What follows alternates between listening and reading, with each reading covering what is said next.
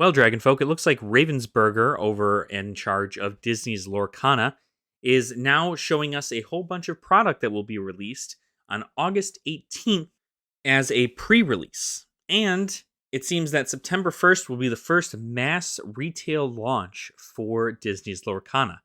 Let's talk about what's going to be coming in the product and what this card game really even is.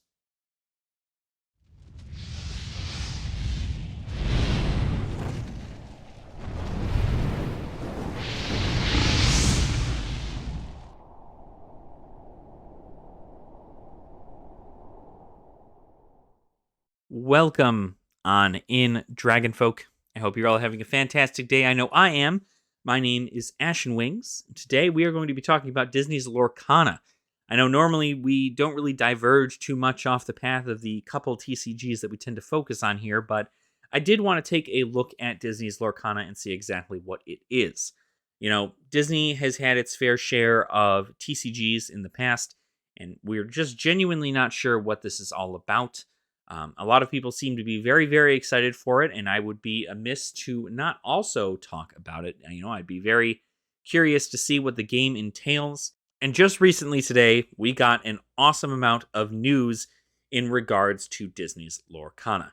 So, all Disney's Lorcana is a trading card game made by Ravensburger, which is the same company that had made the Villainous board game, which is just a trading card game board game deal.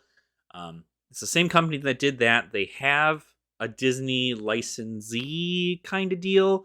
So obviously they're able to use the Disney license to kind of promote this product and use the characters on the cards.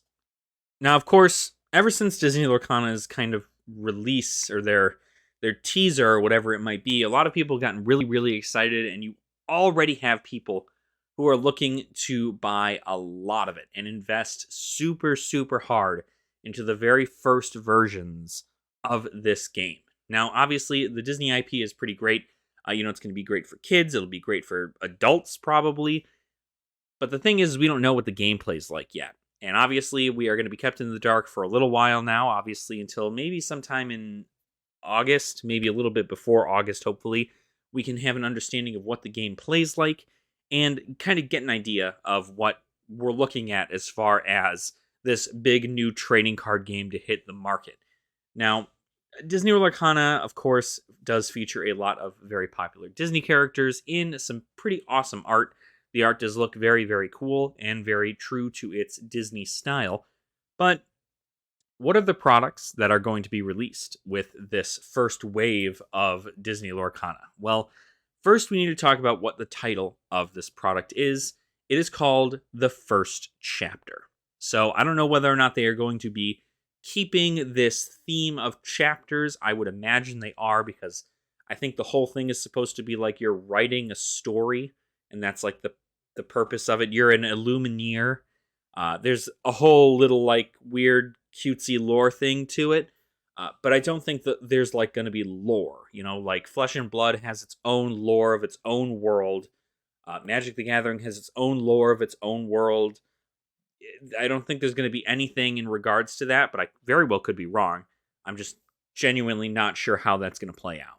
But regardless, we do know what products are going to be released, what SKUs are going to be released with the first chapter. So let's go ahead and take a first look into these products. First, we have a new booster box that is released. Of course, we also see the packs inside of them and what will be contained inside of these packs. I believe the booster box are due to contain 24 packs in each box. We are not sure on any MSRP cost or anything of the boxes at this time.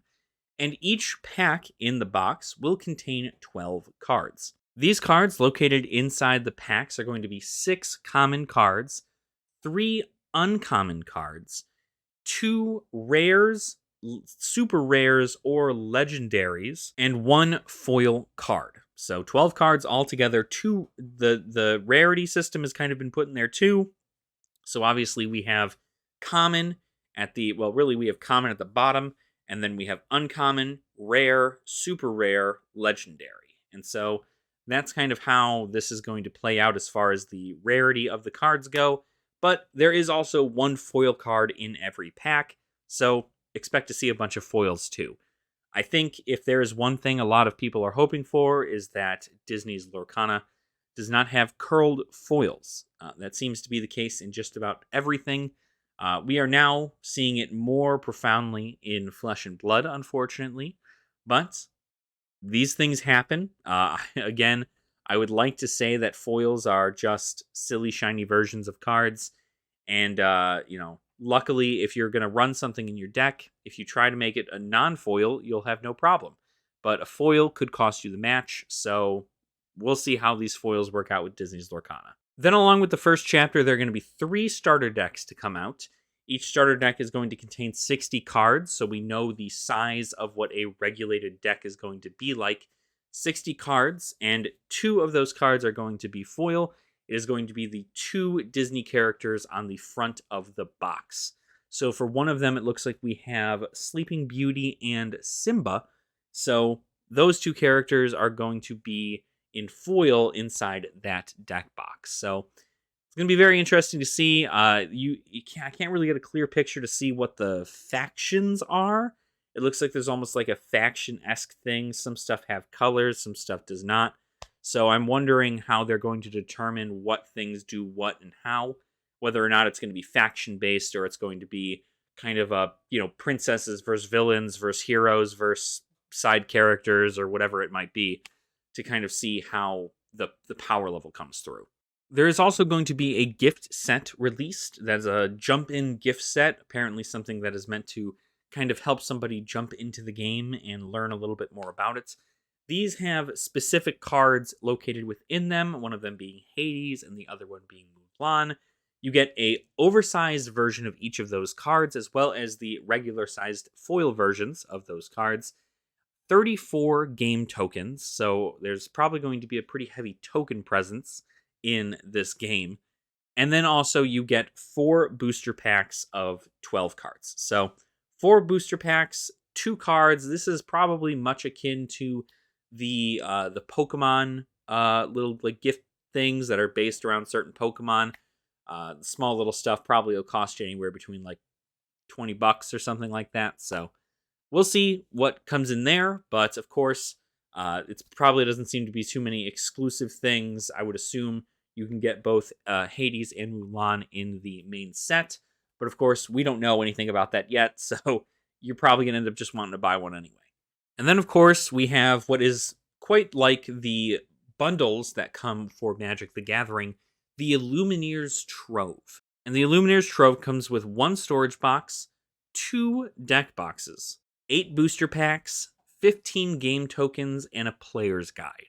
So the Illumineer's Trove is probably going to be the first thing you're going to get, maybe along with some starter decks if you're really just trying to get your grasp of the game. I'd imagine this is, again, not going to be a booster product. I'm not sure if there's going to be a draft implemented for this product yet, so I'm not too sure on what the process of buying an entire box is for.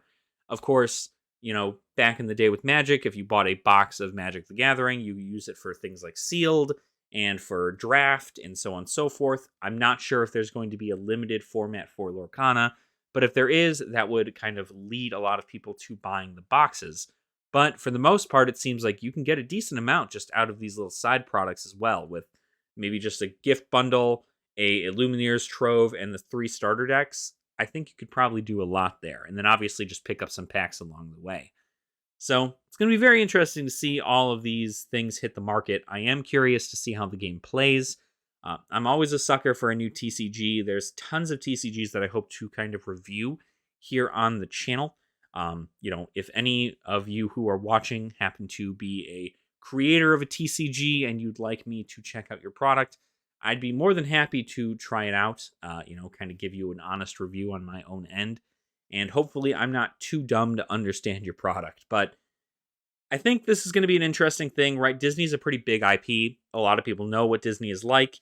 And if this happens to actually take off and do pretty amazing, Disney is huge, right? And I would imagine more parents are more comfortable getting their kids into a Disney card game as opposed to something like Magic the Gathering or even Flesh and Blood. So it's going to work out pretty well for the new generation of players. There are probably a good amount of Disney adults who are also going to love this product, so I'm very curious to see.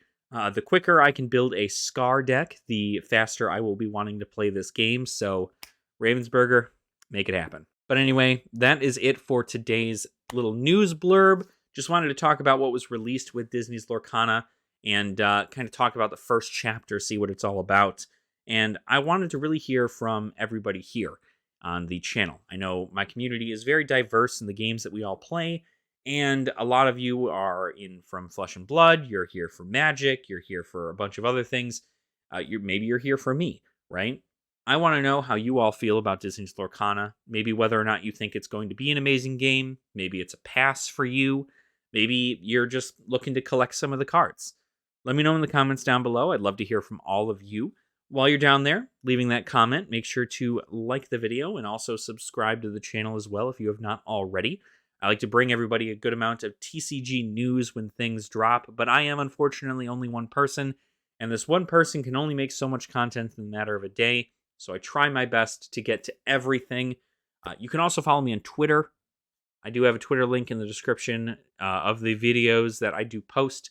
So if you want to follow me on Twitter, you can follow me there. I tend to do a lot more very fast-paced posting when things drop, and then eventually come out with a video sometime later. So thank you all so much for watching again. I do truly appreciate your support, and I will see you all very soon.